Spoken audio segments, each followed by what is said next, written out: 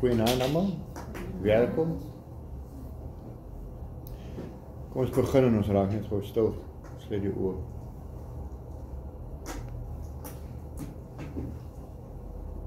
Vader, ek kom vra vanaand dat U met ons elkeen sal wees, deur vanaand se lesing, so ook deur hierdie week,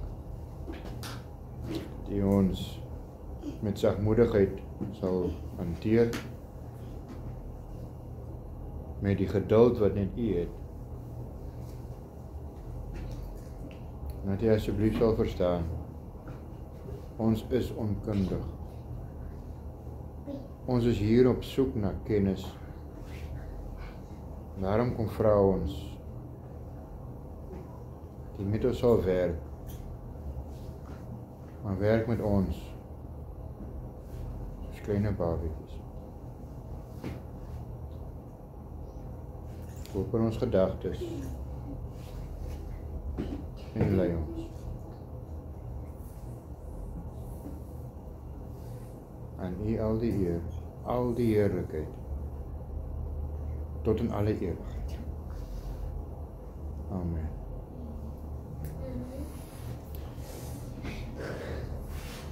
Voordat ons begin met lesing 7 van module 2, die huiswerk, baie maklik gewees. 5 vragies, is net so maklik om 5 vragies gewoon neer te skrywe. Was dit 'n bietjie van 'n uitdaging? Bietjie moeilik?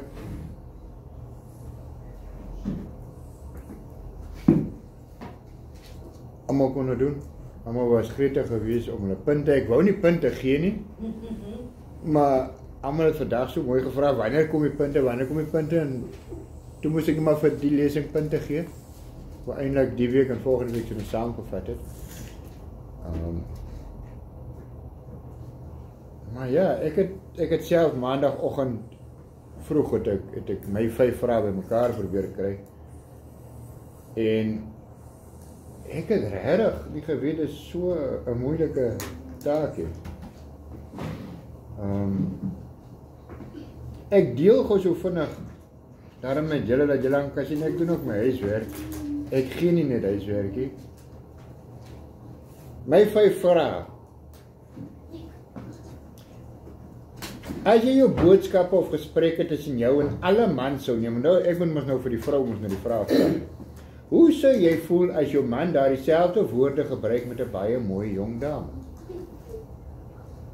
So ek het net gevra, daai woorde wat jy check,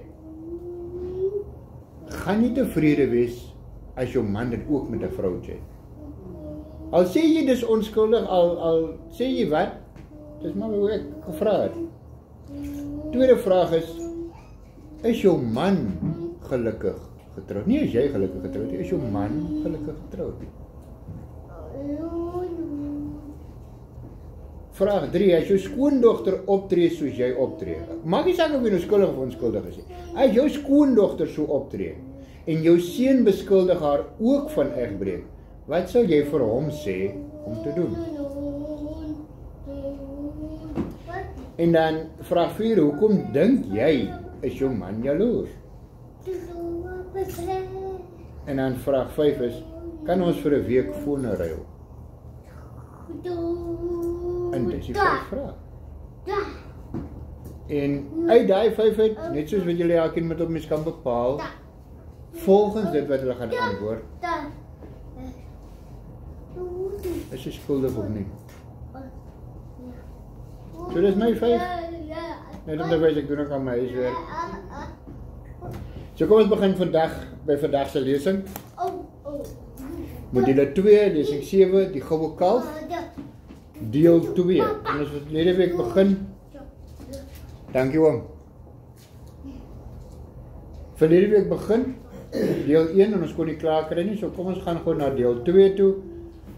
Die heel eerste ene daar is, wat kan jy onthou van verlede week se lesing? Net om ons gedagtes so 'n bietjie te verfris.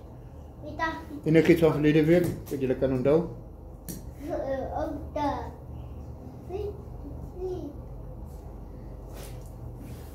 Is die ongeduld van die mense, omdat die kon wag vir die 40 dae nie. Hy het 'n goue kalf gemaak.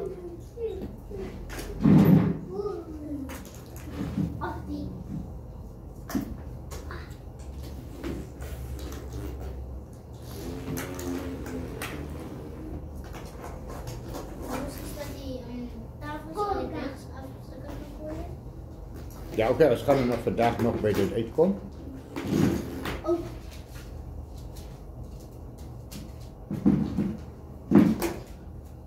Wat het die mense gedoen? Hulle het 'n kalf gemaak en wat nog? Fees gevier.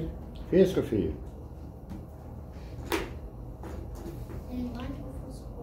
Brandoffers geoffer. Hulle het gesê Moses vertoef, hy vat te lank, vra vir Aaron maak vir ons 'n kalf. Aaron gesê, ruk julle goedjies af, al julle goue goedjies, hy het dit gesmeld, bytel gevat, kalf gemaak. En toe roep hulle uit, môre is dit fees. En geëet, gedrink en hulle opgestaan en gespeel. En toe het Moses, toe het God vir Moses gesê, maar kyk hierso, jy sal moet afgaan, want jou mense handel verderflik daaronder. En toe het Moses gepleit vir die Here, maar moet hulle nie vernietig nie.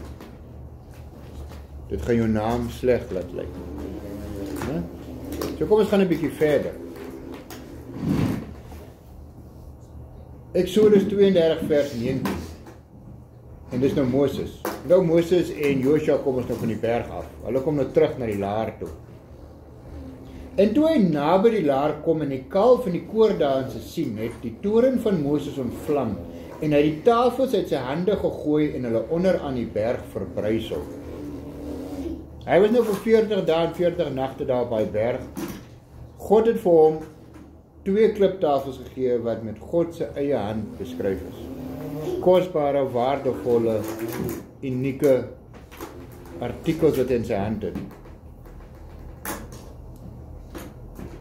So die eerste vraag is, as ek nou na die volgende slide, Moses het nou net, hy het nou net vir God gesê om te kalmeer. Hier het hy so 'n woede uitbarsting. Wat sien Moses dan wat hom so woedend maak? Want hy sien nou 'n goue kalf en koordanse. Wat kan julle dink, wat sou hom nou so woedend kon maak, dat hy hierdie goed stukken gooi? Want julle moet nou dink, as jy nou, soos hy by die huis aankom, wat gaan by die huis aan dat jy dit wat jy, die kosbaarste items wat jy het, sal stukken gooi? Ons weet mos, as mens kwaad raak, dan gooi mens sommer die borde en die koppies in die huis rond, en mens gooi die kasdeure toe, en die kamerdeure word sommer toegeklap. Daar's 'n rede daarvoor. Dis nie sommer net, sommer ietsie.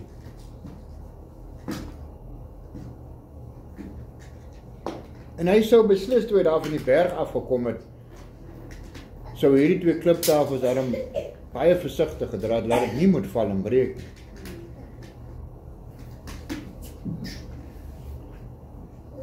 Moses het 3 keer beheer verloor as gevolg van woede.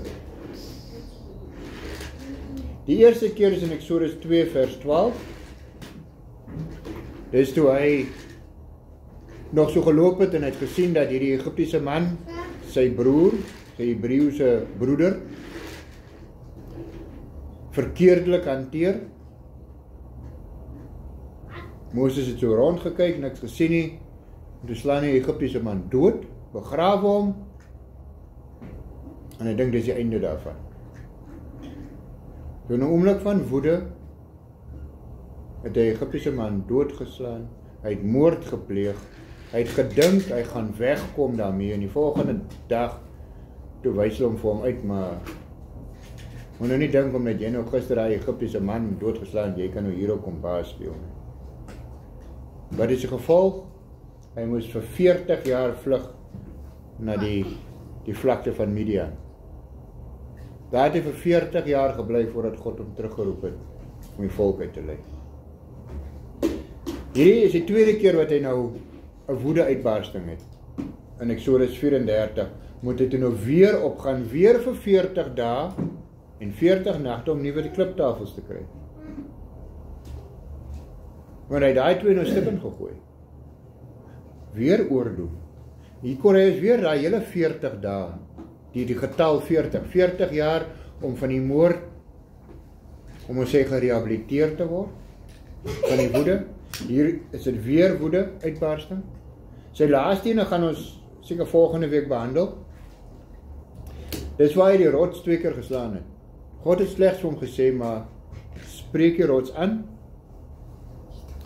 Hy was so 'n bietjie frustreerd met die volk. Hy vat die staf en hy slaan die rots 2 keer. Die water het uitgekom. Ek het daar bygeskryf, dis amper soos die haai, ja. Sien, ons gee diere sommer nuwe eienskappe. Ons haie kan kry. Die haan kry 3 keer. Want is die 3de keer wat hy 'n woedeuitbarsting het. En as ons daar gaan verder lees, dan sien ons God het gesê, nou gaan jy na Aaron, nie die beloofde land in nie.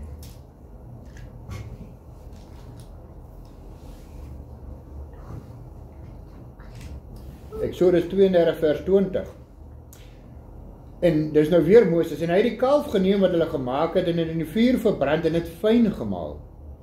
Toe het hy dit op die water gestrooi, en die kinders van Israel dit laat drink. So nou terugkom na vers 20 toe. Het julle enige vrae daar uit vers 20 uit? As ons kyk na vers 20, wat ons nou net gelees het.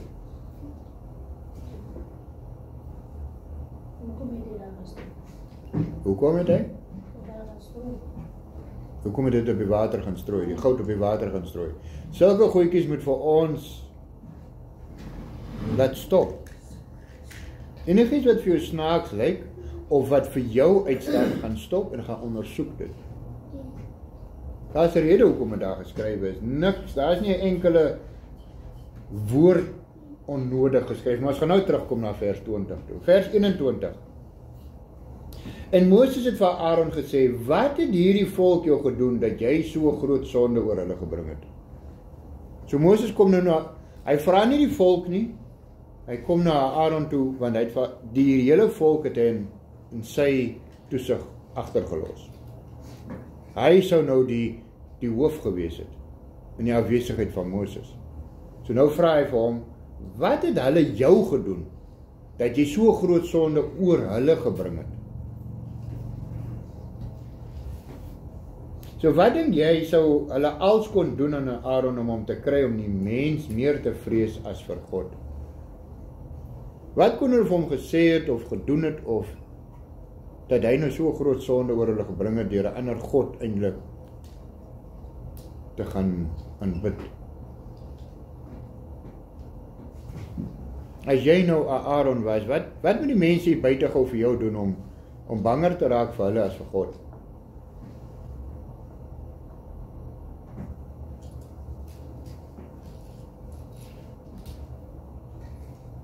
Sou seker doodmaak. As hy dit nie doen nie. Okay, so hulle kon hom dreig met sy eie dood.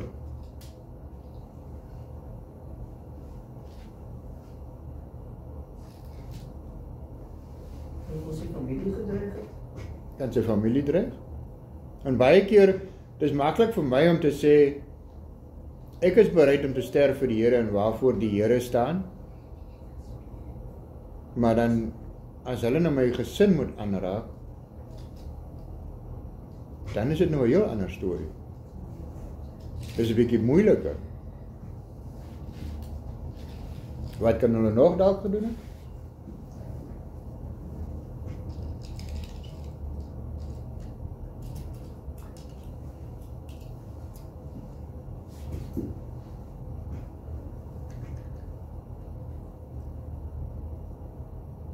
Kom nou dan kan so vra. Moes hulle iets drasties gedoen het om hom te kry om die kalf te maak?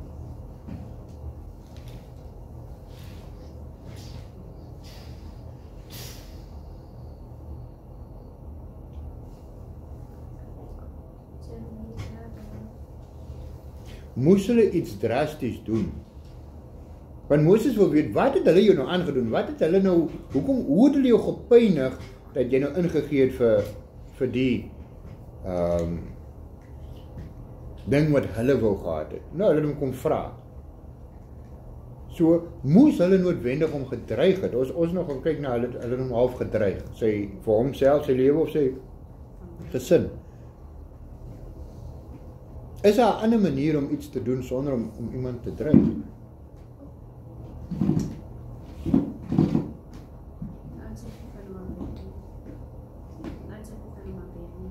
Al sy besittings van hom maar wegneem. As hulle net as 'n groep na hom toe gekom het. Wat doen ons gewoonlik die oomblik as jy alleen staan, dan is ons geneig om in te gee na die meerderheid toe. Maak nie saak of dit reg of verkeerd is.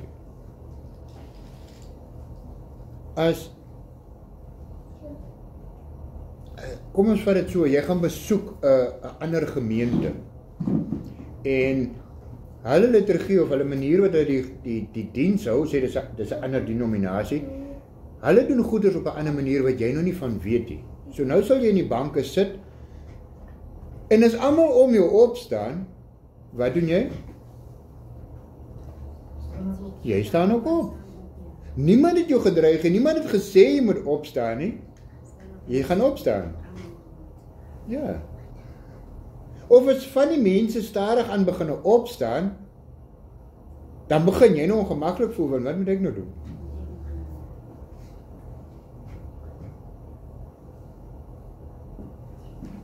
En gewoonlik wanneer 'n mens in 'n groep is, dan doen 'n mens net 'n ding sonder om regtig te dink. Jy sal sien die groep doen 'n ding. So kom ons gaan maar net saam met dit. Want dit is regtig nie 'n lekker plek om dwars te staan teenoor 'n groep nie. Al doen hulle jou niks, al kyk hulle jou net snaaks aan, want jy doen nou iets anders as die meerderheid.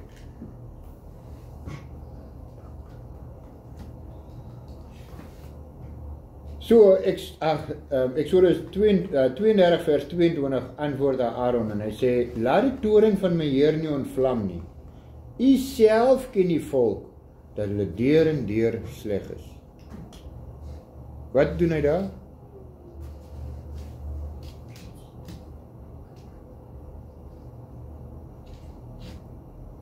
Wat sy antwoord gee vir Moses?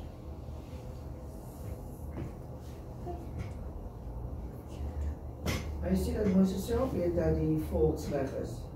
So wie gee hy nou die skuld? Volk. Ja, hy gee die volk die skuld. So, hy wil die blaam van hom afhaal en sê, maar dis hulle.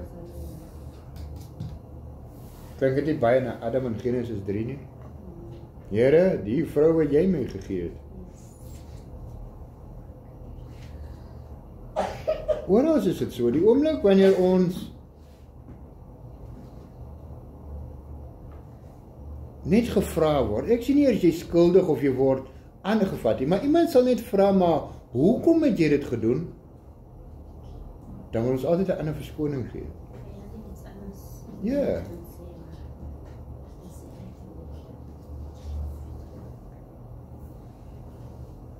Dis wat Adam ook gedoen het. Eva het met die goede aangekom.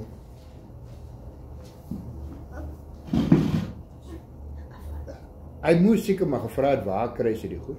As ons nou so letterlik moes vat, hier kom jy aan met die goed. Vat gou hap. Francina weet ek hou nie daarvan as jy proe gou hier, proe gou hier. Proe hoe sleg is die ding. Jy sê die ding is sleg, hoe moet ek ook aan proe? Maar nou die vrou kom daar, nou proe ek ook nou. En ek moes van beter gewees het, weet dit, om te sê, maar nee, ons moet wegbly daar. Ons was gewaarsku. Hulle was ook gewaarsku. Aaron het geweet. Hy was nie onkundig op hierdie gebied nie. Hy het geweet, alles wat aangaan, alles wat gaan gebeur, al die nagevolge het hy geweet. Dis hoekom Moses na hom toe kom. En sê, wat het hulle dan gedoen? Hy het geweet dis sonde. En hy het sekerlik geweet wat gaan die nagevolge wees van hierdie optrede. So ons het nou al, tot sover het ons nou al gekry van die afgoderry, die goue kalf wat hulle gemaak het. Ons het nou gelees daarvan Moses se woede. Ons het nou gelees van blaam, waar jy iemand anders te blameer. So vers 23 gaan Aaron verder. En hy sê, en nou verduidelik hy vir Moses wat het gebeur. En hy sê vir hulle, maak vir ons gode wat voor ons uittrek, want hierdie Moses, die man wat ons uit Egipte laat optrek het, ons weet nie wat van hom geword het nie. Nou my vraag daar is, stem dit ooreen met wat in vers 1 staan? As julle nou daar bly kyk, daar by vers 23 van slide nommer 13, daar staan, want hierdie Moses, die man wat ons uit Egipte laat optrek het, ons weet nie wat van hom geword het. Die vers 1 sê, want hierdie Moses, die man wat ons uit Egipte laat optrek het, ons weet nie wat van hom geword het nie. Is dit dieselfde? Woord vir woord, presies reg. Dan lees ons vers 24. Daarop het ek hulle geantwoord, wie goud het, laat die dit afruk. En hulle het dit aan my gegee en ek het dit in die vuur gegooi en hierdie kalf het daaruit gekom.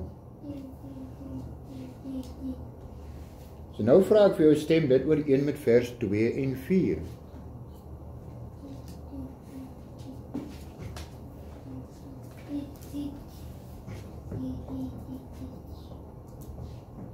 Eerstens sê daar, wie goud het, laat die dit afruk. Maar in vers 2 sê hy, ruk die goue ringe af wat aan julle ore van julle vroue en julle seuns en julle dogters is en bring het vir my. Stem dit ooreen?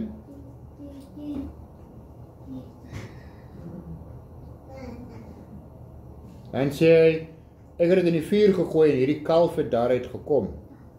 Ons lees daar, en hy het dit uit hulle hand geneem en dit met die buitel bewerk en daar 'n gegote kalf van gemaak. Stem dit ooreen?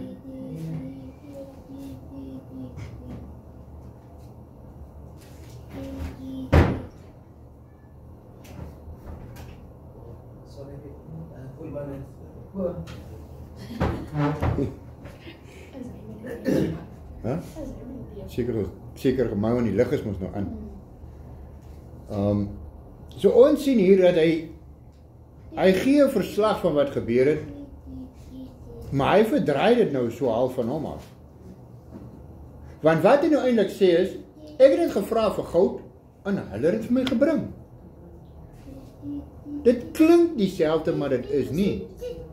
Ons weet, as ons die Bybel so lees, hulle herhaal woord vir woord sekere goed heeltyd aan. Hoekom verskil dit nou? Nou moet jy gaan kyk, wat gaan er nou aan? En hy sê, hy het die goud in die vuur gegooi, en toe kom 'n kalf daar uit. Half asof dit 'n lewendige ding is wat uitkom. Hy het dit self met sy eie hande gemaak. So, dit is nou deel van om hierdie blaam te skuif na hulle toe. Nou verdraai ek net die waarheid. Daar is so halve waarheid daarin. Ek het hulle gevra, maar ek het hulle nie gevra op die manier wat ek wil insinueer nie. Ons sal baie keer sal ons sulke taktiek gebruik as ons mense antwoord dat hulle halve aanname moet maak. As die man vir die vrou vra, waar kom jy vandaan? Nee, ek kom van my ma af. Ja, jy kom van jou ma af, maar waar was jy voordat jy by jou ma was? Of waar was jy op pad hierheen, waar het jy oral omgegaan? Nou, jou antwoord is net 'n halwe waarheid.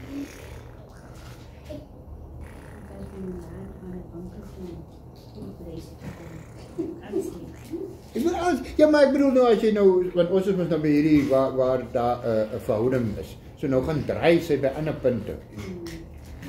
Maar sy lieg nie, sy verdraai dit of sy maak staat op jou aanname. Okay, jy was daar gewees. Sy was daar, so as jy nou gaan navraag doen, ja, sy was daar, maar die ander goedjies word nie gevra of ondersoek nie. En Nou gaan ons, en ons sien dat hy dieselfde doen. So, ek het maar net die goud gevat, en ek het het gesmeld, gebeur hierdie ding. Dis die ekkie. Dit het vanself gebeur.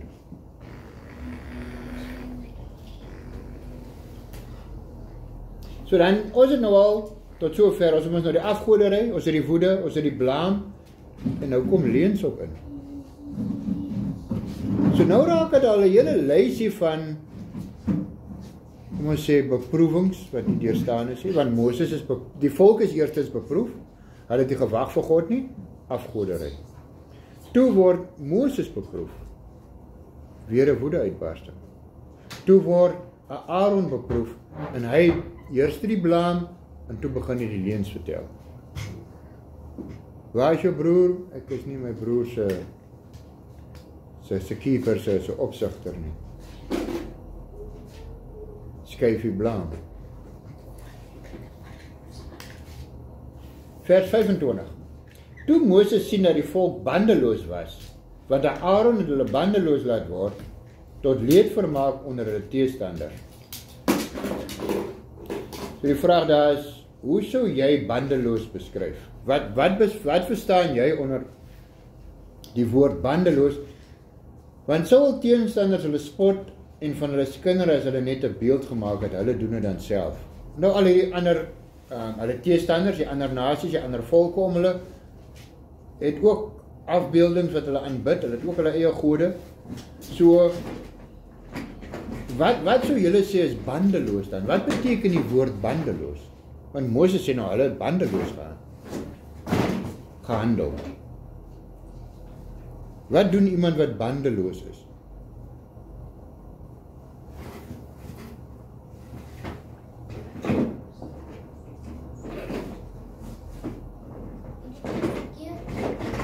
Hy doen goed verkeerd.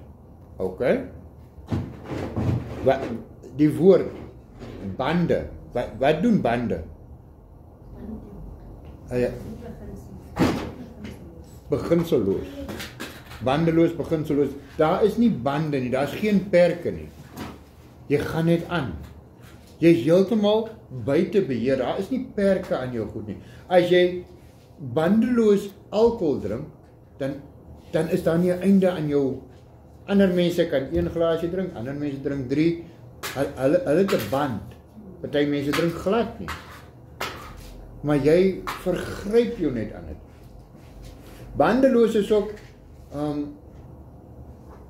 kom ons sê, jy loop in die dorp rond. Jy sal loop waar jy wil, jy sal doen wat jy wil, jy sal gaan mors in die winkel, daar is geen perke vir jou nie. So wat Moses eintlik sê is, die mense is amper soos barbare. Elkeen doen net wat hy wil en wat voorkom, en hulle het geen respek of geen grense vir enige iemand of hulle self.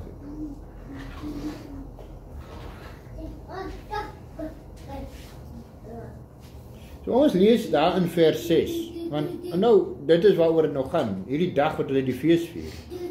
Ons lees, eers hulle het gaan sit om te eet en te drink, en hulle het opgestaan om te speel. Ja, ek sal hy speel fout reg, maar ek mag ook seker 'n fout maak. Opgestaan om te speel. En nie op te speel, nie om te speel. Ons sien niks fout daarmee nie. In vers 7 lees ons dat God sê, dit wat hulle nou daar doen, hy wat eet en drink en speel, in God se oë is dit verderflik. Ons het onthou verlede week vernietig,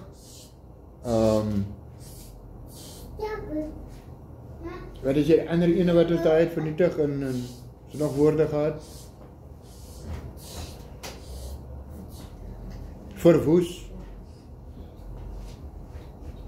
Nou kom Moses en hy sê hulle handel bandeloos in vers 25. Hoe kan dit werk dat ons wat net onsself geniet, ons vier fees, dat ander mense dit soveel erger sien as wat ons dit sien? En is dit nie maar altyd so, ek sal my eie dade regverdig, want in my oë lyk dit nie so erg nie, maar ander mense wat my sien, lyk dit baie erg. 'n meisie sal onbetaamlik aantrek, en as enigiemand vir haar nie aanspreek nie, maar net vir haar uitwys, dan gaan sy sê, nee maar jy's oudtyd, so wat's fout met jou? Ek sien niks fout met hoe ek aantrek nie. Die woord speel, hulle het opgestaan om te speel. Dis wat ons in ons Afrikaanse Bybel lees, speel.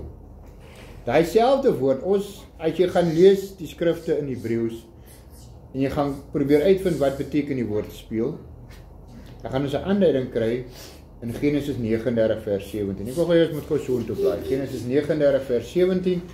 Die woord daar word vertaal na Afrikaans toe as gek te skeer. So die speel wat die volk doen in die gek te skeer van Genesis 39 is presies dieselfde.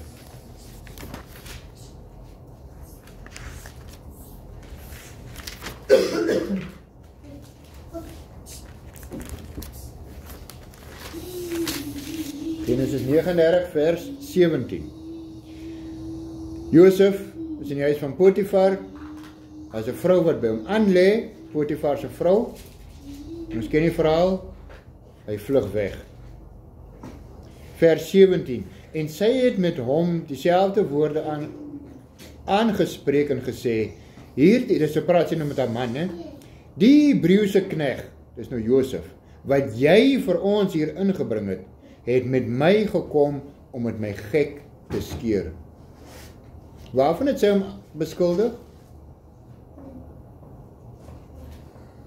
Wat het sy van man gesê dat hy probeer doen?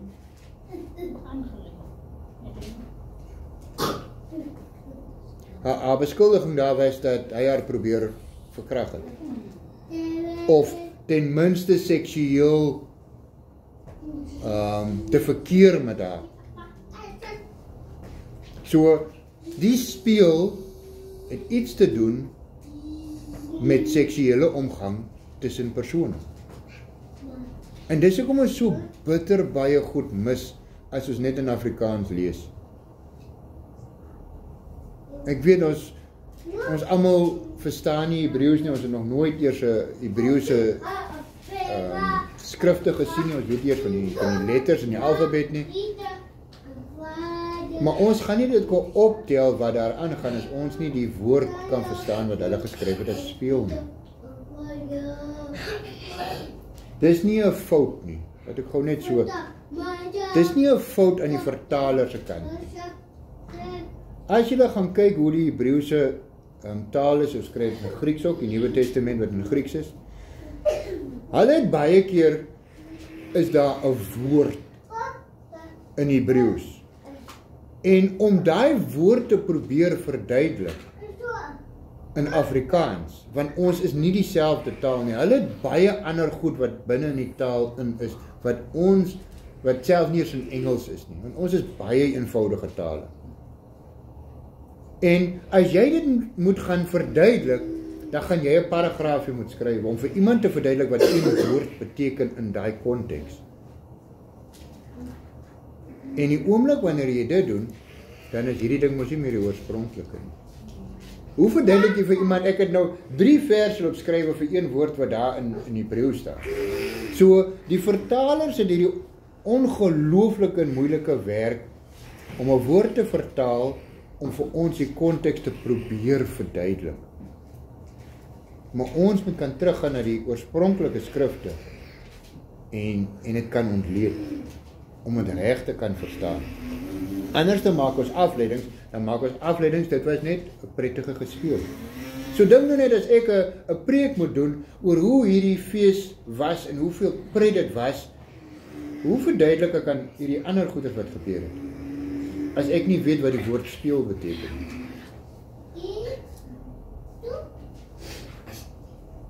So ons kan sien dat net oor een woordjie wat daar staan, as ons gaan kyk wat die woordjie speel beteken, dan skep dit vir ons 'n hele ander prentjie. So hulle het geëet en gedrink en toe is daar seksuele omgang verder.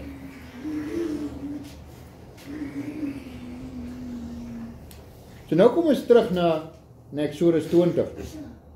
Eksodus 32 vers 20, ek net gesê ons gaan terugkom na hom toe. En hy het die kalf geneem wat hulle gemaak het en dit in die vuur verbrand en dit fyn gemaal. Toe het hy dit op die water gestrooi en die kinders van Israel dit laat drink. Ons het huiswerk gehad die week, waar ons Numeri 5 moes lees. Sy moes iets gedrink het. Bitter water, nie om te reinig nie, om te wys, pleeg sy egbreek of nie. Okay, so die huiswerk was gewees, lees Numeri 5, 'n man kry 'n gees van jaloersheid oor hom,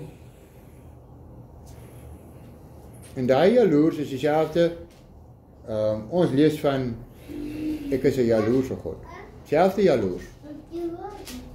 So die man het nog nooit 'n probleem gehad, hy iewes skielik raak hy jaloers op sy vrou. Dis 'n gees van jaloersheid wat oor hom kom. So nou moet hy gaan en om te bepaal of sy vrou is nie gevang nie. Dit is die toets. Die toets is daar vir wanneer 'n gees oor die man kom. Dan moet hy na die priester toe gaan uitvind hoekom het hierdie gees oor hom gekom. Die gees kan oor hom kom omdat die vrou wel 'n buiteegtelike verhouding het. Of hy kan kom, as jy daar lees, as sy nie. So sy kan skuldig wees of onskuldig, dan gaan hierdie gees op die man kom. Hulle gaan na die priester toe kom. Die priester moet 'n ritueel uitvoer, waar hy water gaan vat, en hy gaan die stof, wat op die vloer van die tent van samekoms is, moet hy op die water strooi. Die man moet 'n offer bring, en dan gaan hy vir die vrou van die water laat drink. En dit is wat Moses nou hier doen. Moses vat nou water, die rivier wat daar afkom, hy strooi die goud daaroor, en hy gaan vir elkeen gee om dit te drink vir hierdie toets. So hy voer 'n toets uit met die mense, selfs wat ons in Numeri 5 gelees het. En hoe dit gaan bepaal word is, as die vrou onskuldig is, dan gaan sy swanger raak. As sy skuldig is, dan gaan haar heup inval. En dit beteken sy gaan nie swanger raak nie. Haar heup gaan nie fisies inval nie, dis hoe dit die woorde beskryf. As jou heup gaan inval, dan gaan die vrou nie swanger raak nie. En dan gaan haar pens opswel, haar maag gaan opswel, as gevolg van die water wat sy gedrink het. Dis hoe hulle bepaal het of jy skuldig is of nie. Ons moes nou in die huiswerk, moes ek ook gesê, probeer gedink in 5 vrae om te bepaal of iemand skuldig is of nie. Dink net, as ons vandag nog dit kan doen, waar ons gou dan na die pastoor toe gaan, en die pastoor gee vir my vrou so 'n bietjie water. Hier is die stoffietjies hier op die kerk se vloer. Laat ons gou kyk hier voor die hele gemeente. Wat doen sy in die ja. So dit was 'n toets gewees, en Moses doen nou presies dieselfde toets. Hoekom doen hy die toets? Want daar is 'n vermoede van egbreek. Die volk het egbreek gepleeg teenoor God.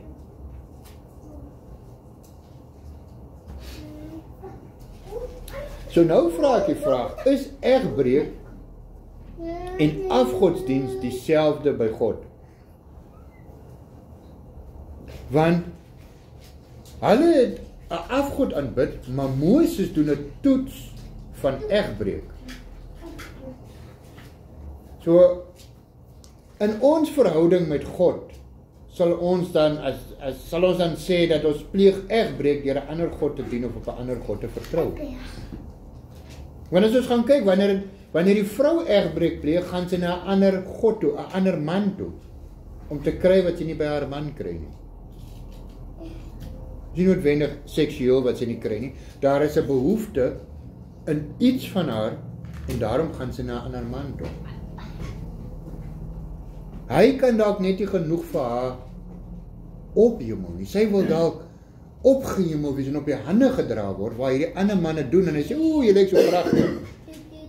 Maar ons weet hoekom hy sê, hy wil ook maar net daar gou uitkom, dus kom ek nou maar sê, oeh, jy lyk so pragtig, en nee, almal is verkeerd, en jy is reg, en so dis nie die seksuele intimiteit wat sy gaan soek, he.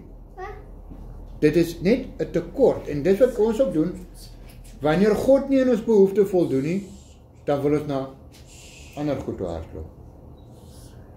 Wanneer die vrou nou nie, of die meisie nie vir my wil verder lief wees nie, hardloop ek na die sangomas toe. En dan verwag ek dat daar, by daai God, moet nou vir my die bevrediging kom wat ek nie by die God gekry het nie. So kan julle sien dat daar's 'n verwantskap tussen afgodsdiens en egbreek.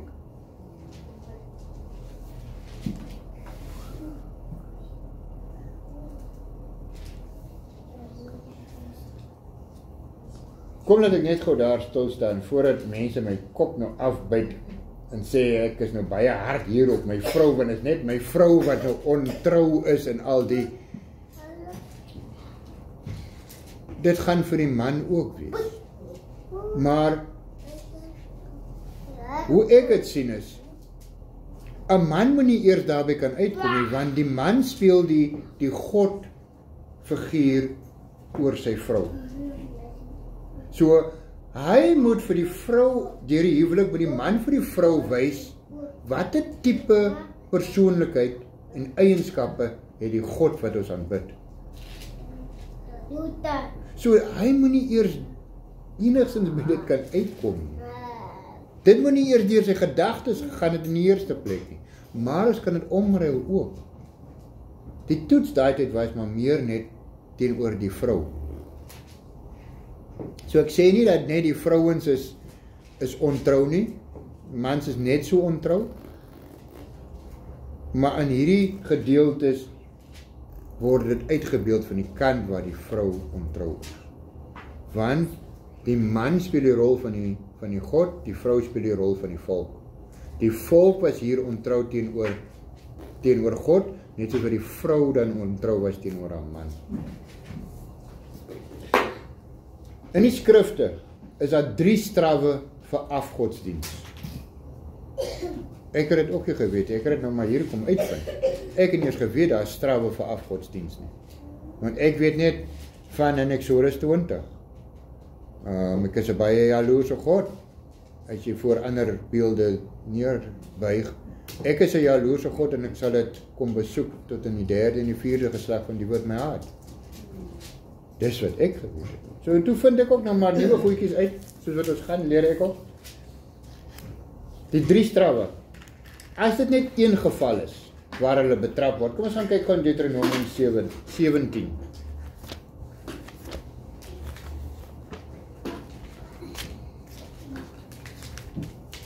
Tyd is al om. Veel het ons nog oor. Kan ek hierdie gedeeltes vir julle los om by die huis dan te gaan lees? Deuteronomium 17, vers 2 tot 7. Daar staan van, as hulle in 'n stad uitvind dat daar 'n man of 'n vrou, dis een persoon, 'n man of 'n vrou afgodsdiens skuldig is aan afgodsdiens, dan moet hulle die saak gaan ondersoek. En dan moet jy die man, as jy die saak ondersoek is en is die waarheid, die man of die vrou is skuldig, dan moet jy die verkeerde ding, die man of die vrou wat die verkeerde ding gedoen het, na jou poorte uitbring, die man of die vrou, en jy moet hulle stenig dat hulle sterwe. So as ons moet vat in ons dorp, as hier nou iemand is wat na 'n ander God toe gaan vir hulp, en ons vind dit uit, dan moet ons hom stenig, as dit een persoon is. Kan julle sien ook, by egbreek, moet die vrou en die man wat betrap is, moet albei ook gestenig word. So daar is klare verwantskap tussen stenig by egbreek en stenig by afgodsdiens. Maar in hierdie geval is dit nie so nie. Daar was nie net een man of een vrou wat die beeld gemaak het en die beeld aanbid het nie. So hier is nie so 'n straf ter sprake nie. Ek hoop julle kan sien soos wat ons nou gaan. God dink nie sommer net goed uit en doen nie sommer net goed nie. Alles het voordat hy alles daar ingestel het vir ons, het hy hierdie reëls waar volgens hy werk. As dit 'n groep is, Deuteronomium 13. Kom ons gaan blaai gou Deuteronomium 13 vers 12 tot 15. As jy in een van jou stede wat voor die Here jou God jou gegee het om daarin te woon, en iemand sê deugniete het by jou opgetree en die inwoners van die stad verlei deur te sê laat ons gaan en ander gode dien wat jy nie geken het nie. Is dit die geval hier? Mense het gesê kom ons gaan dien 'n ander afgod, maak vir ons 'n kalf. Dan moet jy terdee ondersoek en naspeur en uitvind. As dit die waarheid is, staan die saak vas, hierdie gruwel by jou gedoen, dan moet jy die inwoners van die stad sekerlik verslaan met die skerpte van die swaard, deur dit met die bandvloek te tref en alles wat daarin is, ook die vee met die skerpte van die swaard. So wat nou moet gebeur is, as hierdie volk op so 'n groot skaal, waar iemand gesê het, kom ons gaan maak 'n ander god, wat wel die geval is, daar was van die mense wat gesê het, kom ons maak 'n kalf, dan moet die swaard ingelê word. So die mense moet nou met 'n swaard of met 'n mes of met 'n dolk doodgesteek word. Kom ons kyk gou by die gedeelte wat ons gelees het. Vers 26 en 28. Moses die opdrag, vers 26. En Moses het in die poort van die laar gaan staan en gesê, wie vir die Here is, kom na my toe. Toe het al die seuns van Levi by hom versamel en hy het vir hulle gesê, so spreek die Here, die God van Israel, laat elkeen sy swaard aangord aan sy heup, gaan heen en weer van die poort tot poort in die laar, en laat elkeen sy broer en elkeen sy vriend en elkeen sy naaste doodmaak. Hulle het nog eers hierdie wet gekry nie, dit word al toegepas. Dit is nog nie op skrif nie. Maar hoe weet Moses dit? Hoe weet hierdie Lewiete dit, as Moses nou vir hulle verduidelik wat om te doen? Hoe weet hulle wie hulle nou moet gaan dood? Maar hy verduidelik nie vir hulle nie. So hulle moet weet presies wie moet in hierdie opsig sterf onder die skerpte van die swaard.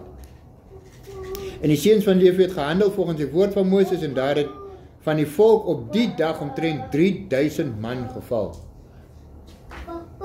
So 3000 man was skuldig gewees aan daai oortreding waar hulle gesê het, kom ons gaan. So daar was 3000 man wat voorgestaan het en gesê het, kom, ons almal gaan na Aaron toe en ons gaan sê vir hom, ons gaan agter hierdie goue kalf en ons maak vir ons dan 'n goue kalf.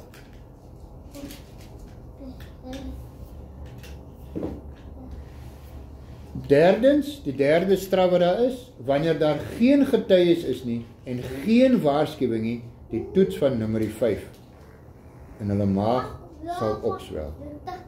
So, daar was dalk van die mense wat gaan neerbuig het voor hierdie kalf, wat dit in stilte gaan doen het, wat nou nie wou gehad het, almal moes dit sien nie.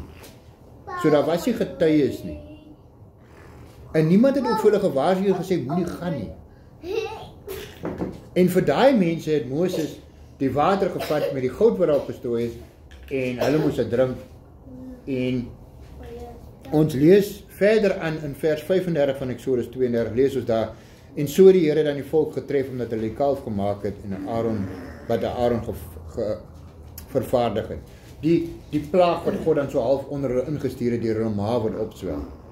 En jy sou 'n vervloeking onder die volk gewees het. So met die goue kalf raak Moses dit 'n hele klomp dinge aan. Ons het nou afgoderry, ons het woede, ons het blaam, ons het leuns en dan ons die hoerdery en die egbreek wat plaasgevind het daar in die kamp waar hulle fees gevier het. So as ons daai prentjie moet invul, dan het die volk mekaar vergryp in seksuele drange. Mans met mans, mans met vroue, ek weet nie. Vroue met vroue, dit was net bandeloos geweest. Daarom is die vredesverdrag so belangrik vir ons. God het regtig rede gehad om dit te vernietig. Dis die woede wat 'n man het wanneer hy sy vrou betrap in die bed met 'n ander man. Daai is 'n bandelose woede. 'n Onbeheersdheid. En die skrif waarsku die manne wat so by getroude vrouens gaan lê, dat daai man gaan jou doodmaak. Want daai woede is baie erg. En dis wat God ook gevoel het. Hy wil net vernietig voor die voet. En toe het Moses gekom en gesê, Here, kalmeer my. En toe hy sien wat aangaan, toe verloor hy self weer. Luister maar nie die minste nie, die huiswerk. Nou, as ons gaan kyk na die huiswerk, moet ek julle gou vertel. Ek het verlede week gesit en ons het die vorige week het ons nie 'n taak gehad wat ons inhandig nie. En ek het gevoel, ek kan nie net weer vir die leeswerk gee van nummer 5 nie. Daar moet dan iets by wees en ek het gevra, niks kom op nie. Dis asof die Here nie vir my wil sê nie. En op die ouend toe gaan sit ek uit my eie uit en ek dink, maar okay, kom, stuur net 5 vrae. Dis kom ek gedink dit is 'n baie maklike ding. Stuur net 5 vrae nadat dan iets is, dat ek kan sien jy het daarom jou huiswerk gedoen. En toe ek nou die week werk in die les, toe begin dit als my sin maak. En die 5 vrae gaan ek nou die week weer gebruik. Want toe wys die Here vir my hoekom hy dit so wil hê. Hy het nie vir my gesê ek moet die 5 vrae nie, ek het dit net gedoen, maar nou verstaan ek, as ek terugkyk, hoekom is my gehoorsaamheid so belangrik? Doen net, hou op. Wonder hoekom is dit sulke snaakse vrae. So kom ons gaan kyk na die huiswerk vir die week. Ek gaan weer vir julle leeswerk gee, want ons is mos nou klaar met die goue kalf. So ons gaan nou na die tweede gedeelte toe. Nou is ons hy 10 beproewing, so ons gaan nou na die tweede beproewing toe volgende week gaan. En dan moet jy vir my lees Eksodus 15, 22 tot 27 en Eksodus 17, 1 tot 7. Is 2 kere wat hulle gesmag het na water en God vir hulle water voorsien het. Kort gedeeltes, so kom ek al twee gee, lees ek sommer klaar. En dan in 2 Korintiërs 13 vers 5 staan die volgende. Ondersoek julself of julle in die geloof is. Stel julle self op die proef. Of is julle nie seker van julleself dat Jesus Christus in julle is nie, as julle ten minste nie verwerplik is nie. Daar is 'n opdrag wat Paulus daar vir ons gee. Ondersoek jouself. En so baie keer dan sal ons sê, maar ons moet onsself ondersoek. Maar hoe doen 'n mens dit? Hoe gaan ondersoek ek myself? Om te kyk, is daar dalk iets wat ek doen wat verwerplik is in die oë van God?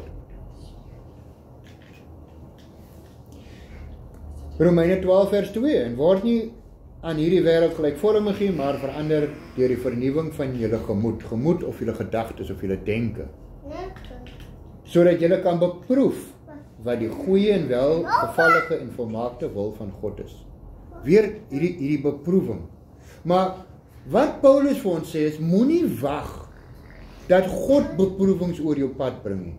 Moenie wag tot God vir jou in 'n situasie sit waar hy jou foute vir jou uitwys nie. Gaan sit en ondersoek jouself. Gaan sit en kyk en beproef jou eie doen en late elke dag, om te verhoed dat God optree. Want as God op 'n punt kom en hy begin verwoesting saai in jou lewe, dan is dit seer. Dis nie maklik nie, dis nie lekker nie. En baie van die goed kan ons met selfondersoek, introspeksie uitskakel, om te sien waar het ek afgedwaal. So daai vraag wat ek gehad het, is jou man gelukkig? So wanneer jy moet gaan introspeksie doen oor jou huwelik, dan moet jy gaan sit, maar okay, my man is ongelukkig oor sekere goedjies in ons huwelik. Oor die algemeen is hy gelukkig. Is daar nie iets wat ek dalk verkeerd doen om te veroordeel? Die man dieselfde. Ek sien my vrou is 'n bietjie afsydig die week. Is dit dalk iets wat ek gedoen het? Gaan kyk net. Sy altyd net haar moods nie. Die meeste van die keer is maar ons mans wat julle so ongelukkig en kwaad. Kyk wat ek kry. Soos Moses die volk voor die toets te staan gebring het, so maak ons die week. So raak stil en doen introspeksie. Vra in gebed dat God jou lei. Daai is absoluut belangrik. Want as jy regtig gaan stil raak, gaan God dalk wonde oopkrap die week wat jy nie van hou nie. Wonde wat jy gedink het genees, of dinge wat jy het gedink het, jy het aanbeweeg, jy is oor dit, jy is verby dit, jy het vrede gemaak, en dan kom krap uit daai roofie weer stikkend. Want as jy mens introspeksie doen, dan het jy nodig dat God daai goedjies opkrap, om vir jou te wys, dit is nog nie gesond. En beantwoord die spring ek gou voorbij, dat ek net gou.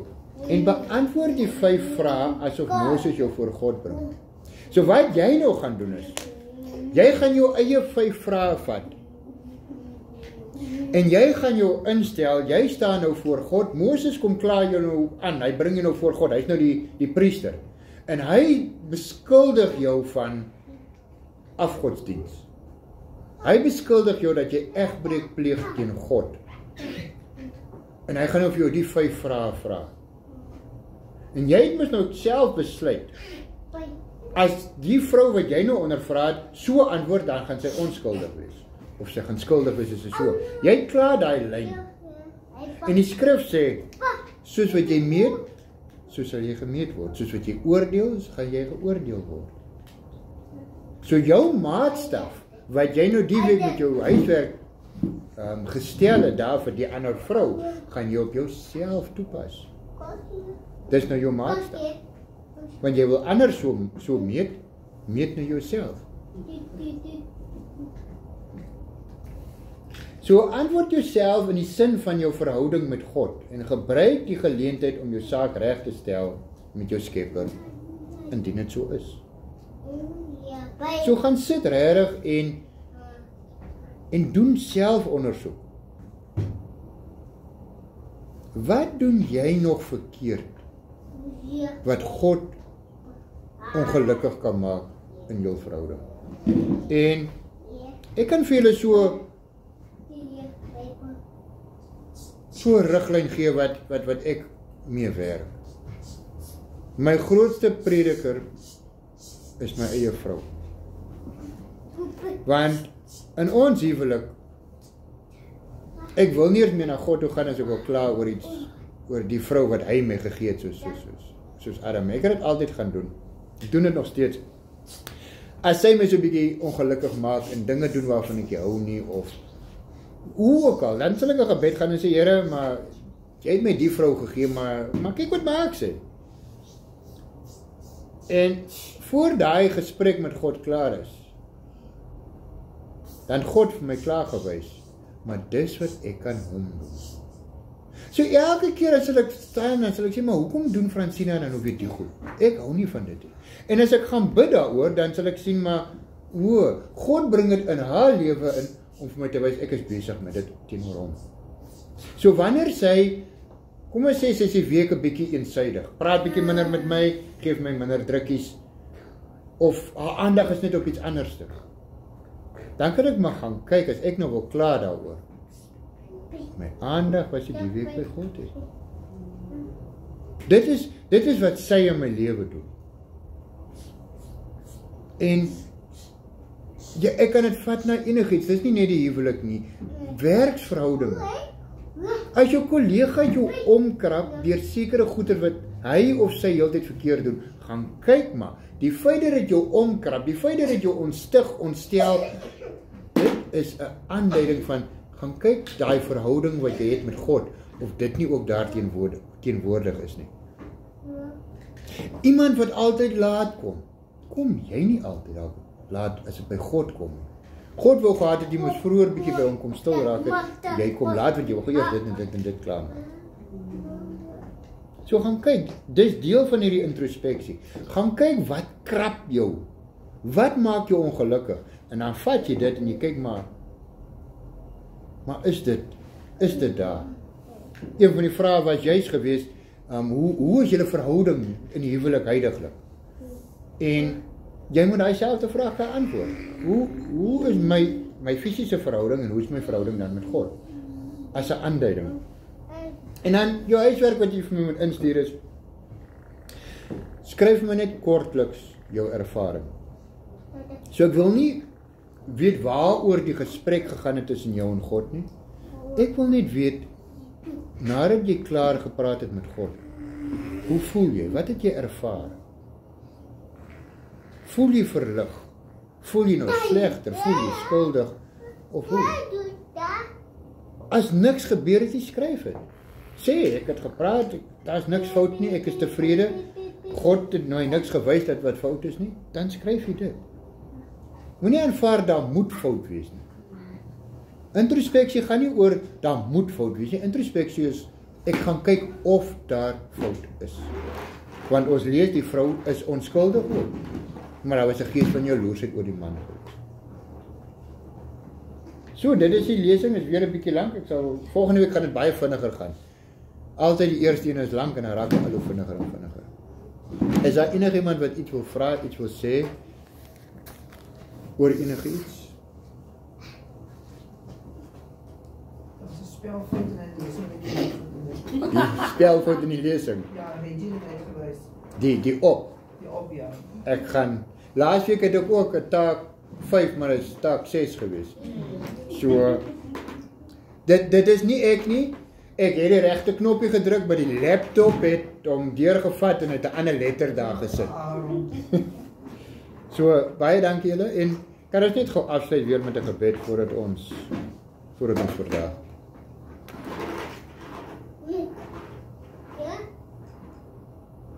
Here, kom vanaand en ek kom vra hier waar ons nou gaan skei en ons het die opdrag vir die week, vra ek dat U ons sal help, dat U die tyd wat U met elkeen van ons gaan sit, sal vasmaak, dat U dit sal beskerm en sal seker maak dat niks ons weghou van dit af nie. En dat U ons sal lei, dat U ons sal wys hoe ons moet gaan, dat U ons gedagtegang sal stuur in die rigting wat U wil hê U met elkeen wil praat. Elkeen het sy eie 5 vrae. Elkeen het unieke vrae. Daar is nie 'n enkele vraag wat ek gekry het in al die huiswerk wat dieselfde is nie. So ek kan sien, Here my God, dat U met elkeen afsonderlik werk en dat U gekom het nie net om ons te leer wat in die skrif staan nie, maar 'n unieke les vir elkeen daaruit te vat en in elkeen se lewe toe te pas. En mag ons na hierdie week dit wat ons verkeerd doen sal aanpak, sal verander en nie meer op daardie pad loop wat lei na die verderf toe. U is 'n wonderlike God, U is 'n liefdevolle God. U is lankmoedig, barmhartig en genadig. Amen.